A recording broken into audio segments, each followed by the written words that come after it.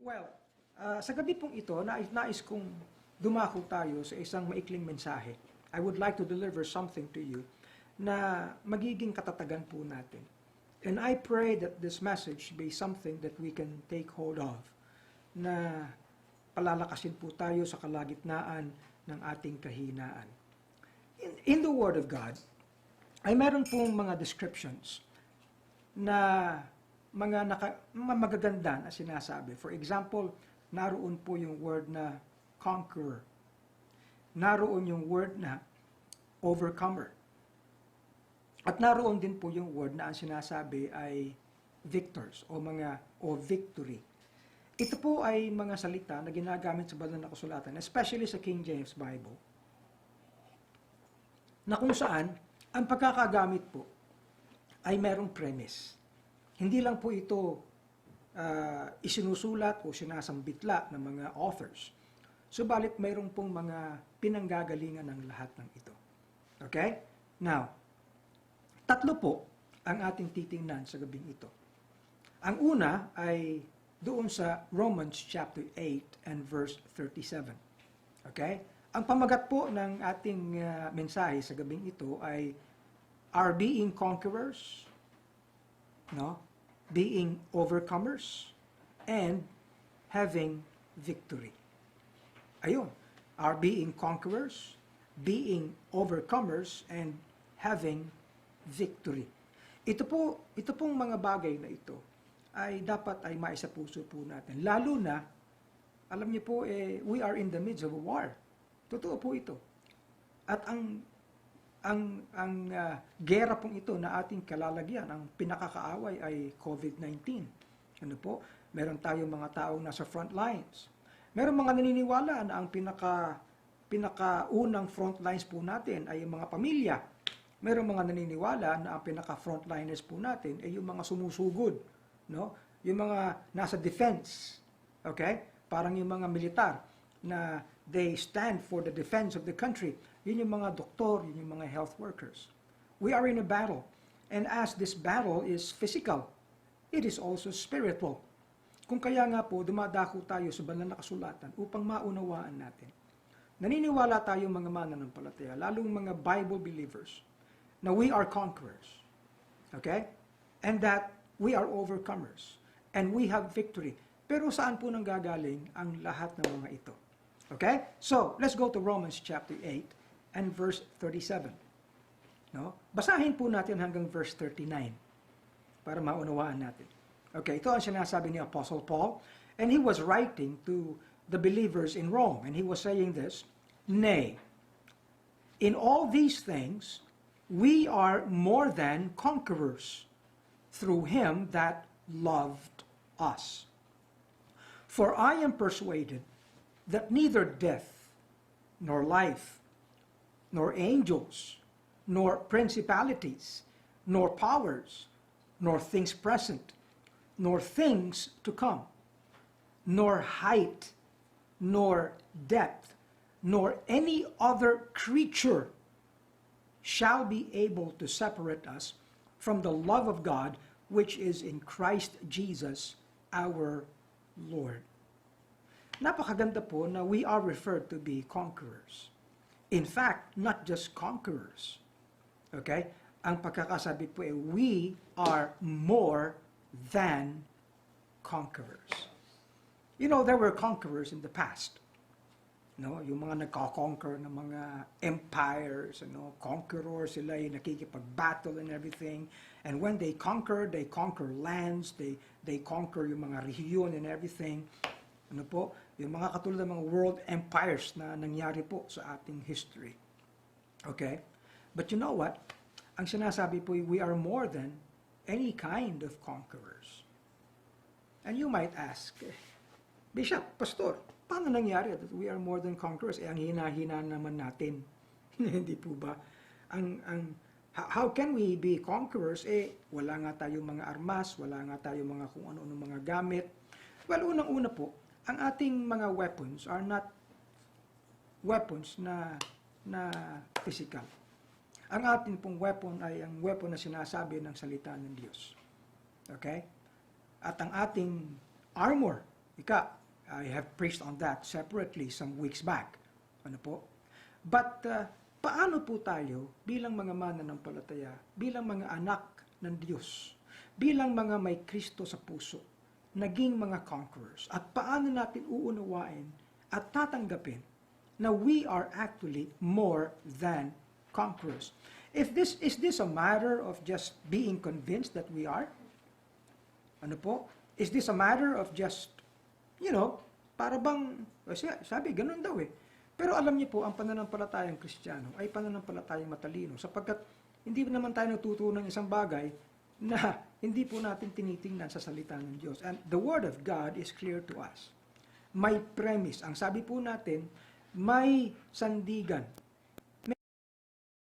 Ang lahat po ng claims natin.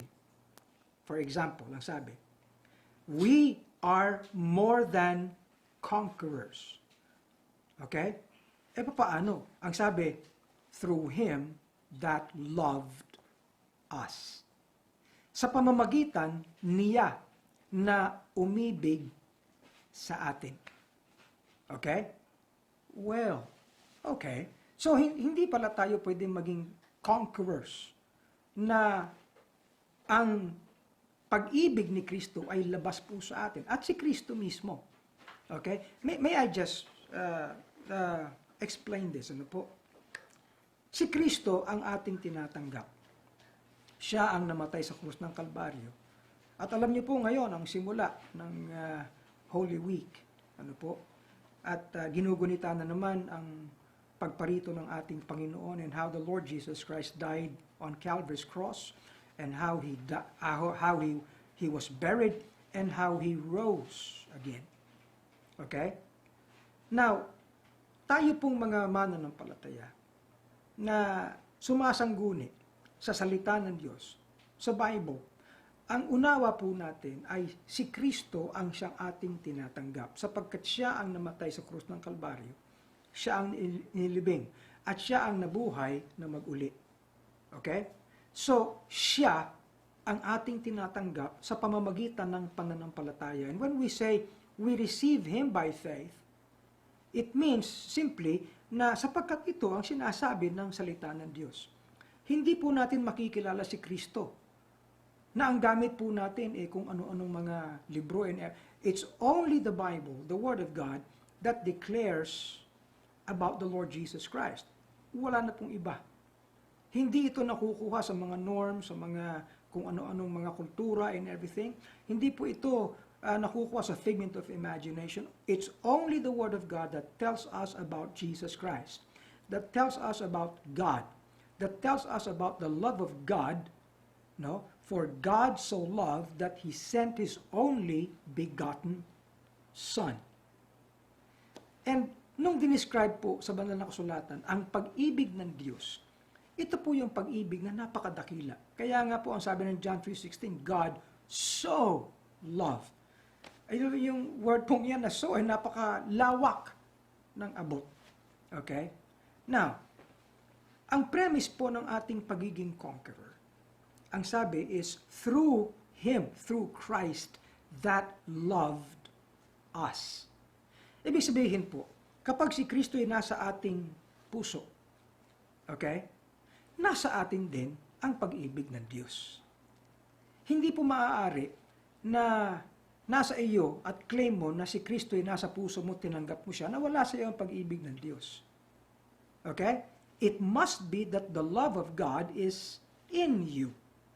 Ang lahat ng tumanggap kay Kristo ay hindi lang po tumanggap ng kapatawaran sa kasalanan, hindi lang tumanggap ng buhay na walang hanggan, kundi tinanggap din at nasa Kanya ang pag-ibig ng Diyos. Okay? Now, ano po ang nangyari? Sapagkat si Kristo, no, ang pinaka-personification ng pag-ibig ng Diyos sa atin. And when Christ dwells in us, sapagkat tinanggap po natin siya, abay, we cannot be separated from Him. Okay? Ang ibig sabihin po ng death is separation. Ngunit ang ibig sabihin ng life is unity. Magbaliktad po yun, opposite yun. Okay? So, to die is to be separated from Christ. But to have life, okay? To have life and even eternal life is to be in union with Christ. And when we have Christ and when we accept Him, we are in union with Him. And He does not leave us. He does not forsake us. He indwells the believer. Okay? And because He does, His love is in us. Kung kaya ang sabi ng Romans chapter 8, nay, in all these things, ano po? At habang nasa atin ng pag-ibig ng Diyos, abay, sino nga ba ang makapaghihiwalay sa atin? At sino nga ba ang makapagdidiin sa atin na sukat na, tatalunin tayo? Wala na pong ibang mas matayo kundi ang pag-ibig ng Diyos. Wala na. Ang ating mga uri ng pag-ibig, naku, maraming pong pag-ibig hindi pwede mag-conquer. Pero ang pag-ibig ng Diyos, it conquered everything. And look at this. Sabi ni Paul, I am persuaded that neither death, nor life, nor angels, nor principalities, okay, nor powers, nor things present, nor things to come, nor height, nor even depth, nor any other creature.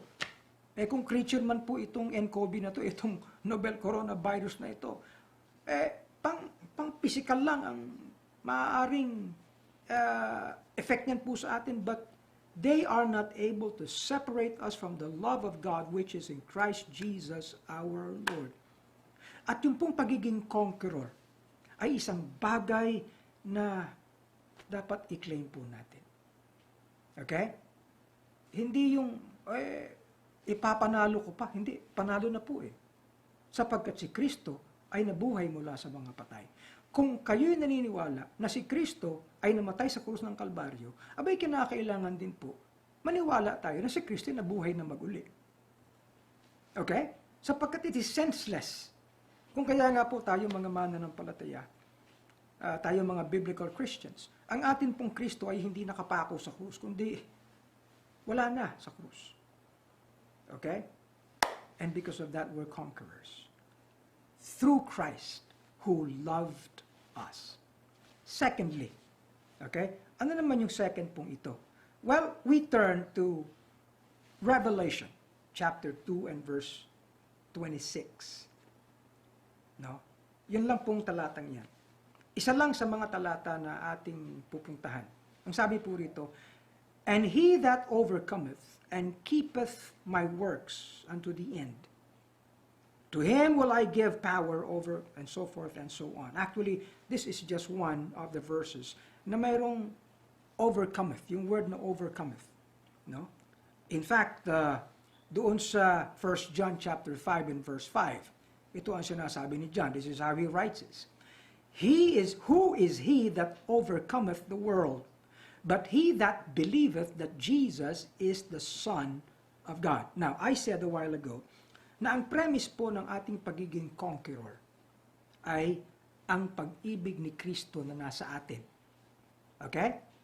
Yun ang premise nun. O si Kristo at ang kanyang pag-ibig na nasa atin. Okay? Ano naman ang premise ng pagiging overcomers po natin? Okay. Now, ang sinabi doon sa 1 John 5 ay ito. Binasa po natin, he that overcometh the world, but he that believeth that Jesus is the Son of God.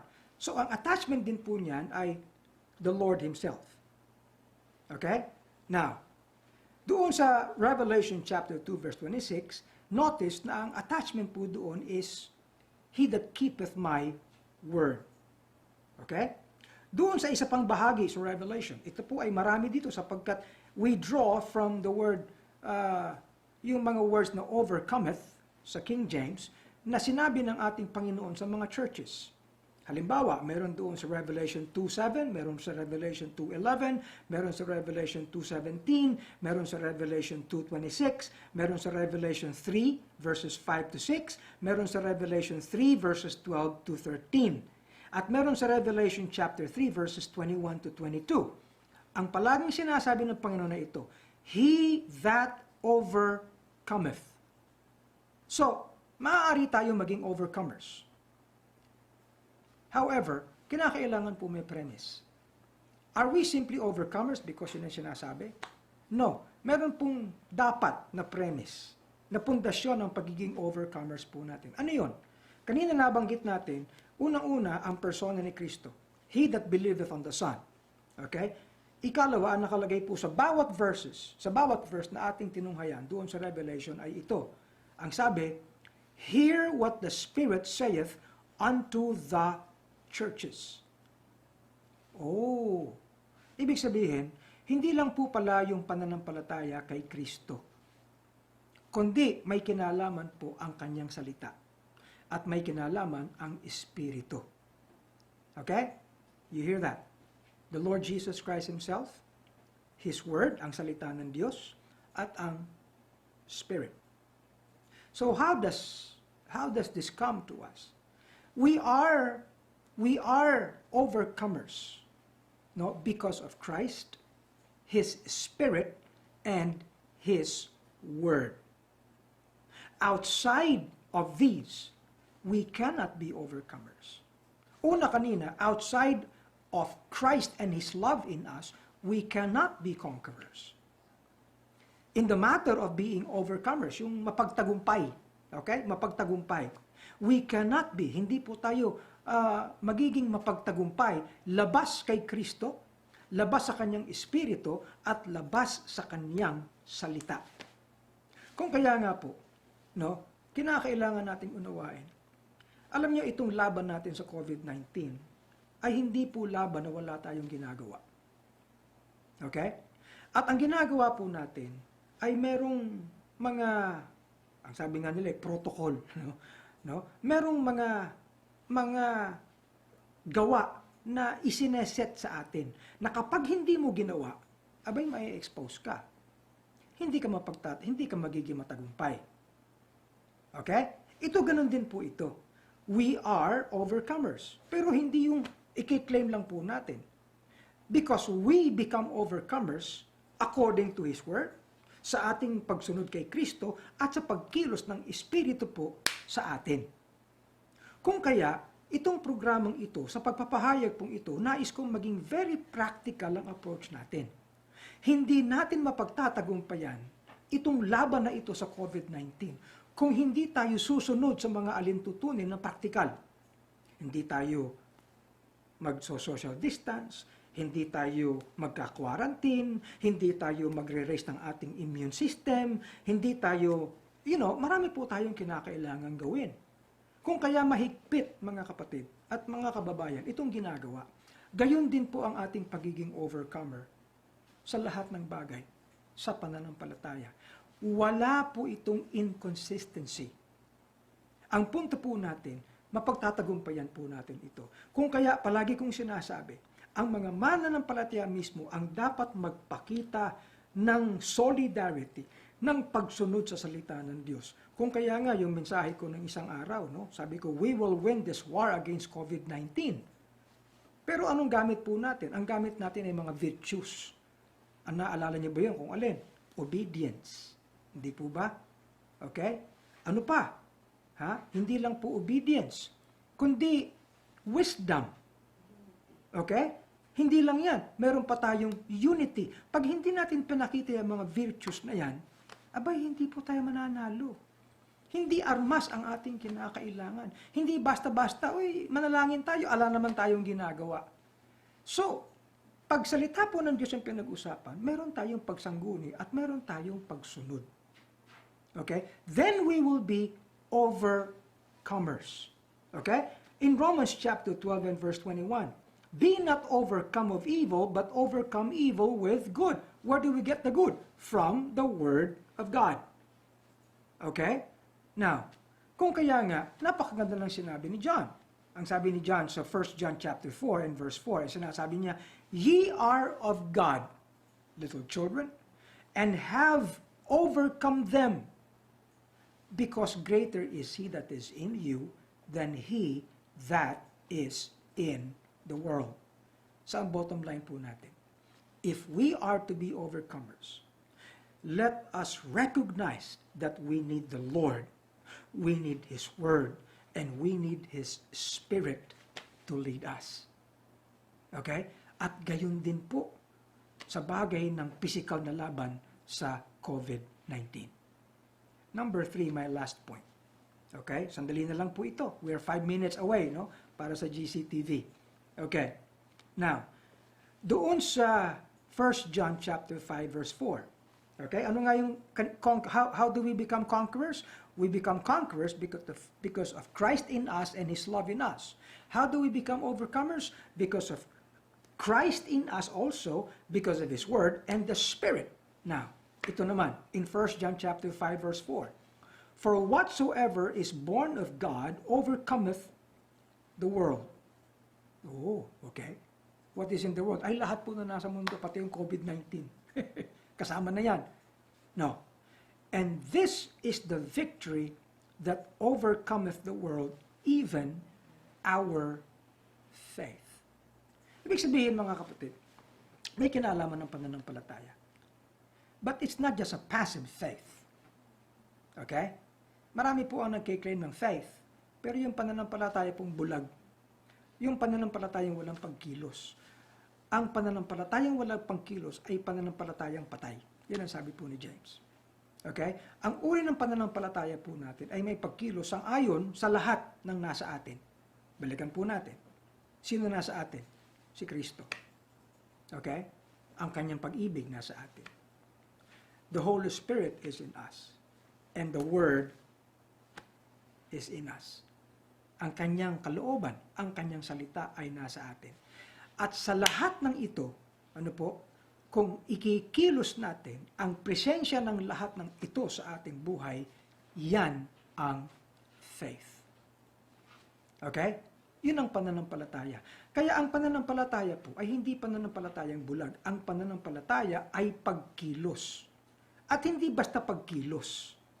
Ang pananampalataya po ay hindi confidence. Faith is not, iba po yung confidence. Ang faith is something na ikinikilos po natin because of the presence of Christ, His Spirit, His love, and His Word in us. Kaya, ang bottom line, it is the faith that makes us victorious. It is our faith that gives us victory. Okay? And what is faith?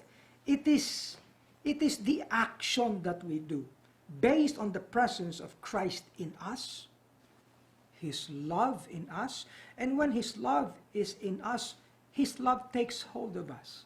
Yan ang sinasabi po na His love constrains us. Takes hold of us. Hindi tayo makakahulagpos. Ang pag-ibig po ng Panginoon, sa pag-ibig niya sa atin, isusukli natin ang pag-ibig natin sa Kanya. At hindi tayo ikikilos natin ang pag-ibig na yan. The Spirit, at ang Kanyang Spirit ay palagi pong nagkukonvict sa atin, nagtuturo sa atin, naglilid sa atin as we look into the Word of God. Now listen, we are not simply followers of the Word. Because of the Spirit in us, okay, ay yung salita po ng Diyos ay nagiging pong buhay natin. Hindi lang tayo basta-basta nagiging follower. No, ito po'y nagiging buhay natin. Kaya that becomes faith. And when we do this, all the actions according to this, then we become victorious. Faith gives us victory. Okay? So naunawaan po natin yan. Conquerors, overcomers, and victories.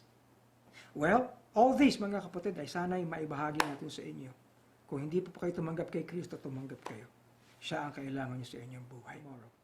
For now, balik-balikan niyo yung ating mga awit, awitin niyo yung mga choruses natin, and let those songs comfort you and lift you up, lalo yung ating mensahe sa gabing ito. With this, magpapaalam po tayo sa ating coming together. I'll see you again tomorrow.